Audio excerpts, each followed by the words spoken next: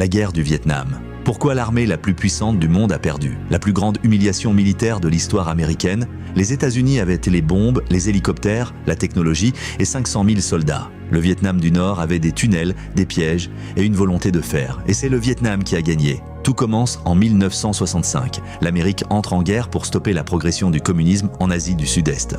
La logique est simple, si le Vietnam tombe, tous ses voisins tombent avec lui. C'est la théorie des dominos. Mais personne n'avait prévu le Viet Cong. Ces guerriers irréguliers se battent différemment. Pas de front, pas d'uniforme. Ils attaquent de la nuit, disparaissent dans la jungle le jour et se déplacent à travers 250 km de tunnels souterrains, creusés à la main, sous les pieds, même des soldats américains. L'armée américaine bombarde. Elle déverse 7 millions de tonnes de bombes, plus que pendant toute la Seconde Guerre mondiale. Elle utilise le napalm. Elle détruit des villages entiers, mais elle ne peut pas bombarder ce qu'elle ne voit pas. En 1968, l'offensive du Tet change tout. Le Viet Cong attaque simultanément 100 villes en pleine nuit. L'ambassade américaine à Saigon est envahie. Les images font le tour du monde.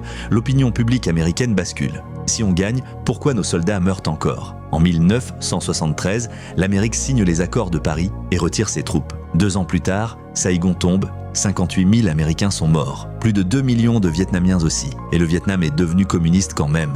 La plus grande armée du monde n'a pas perdu faute de puissance. Elle a perdu parce qu'elle ne comprenait pas la guerre qu'elle était en train de mener.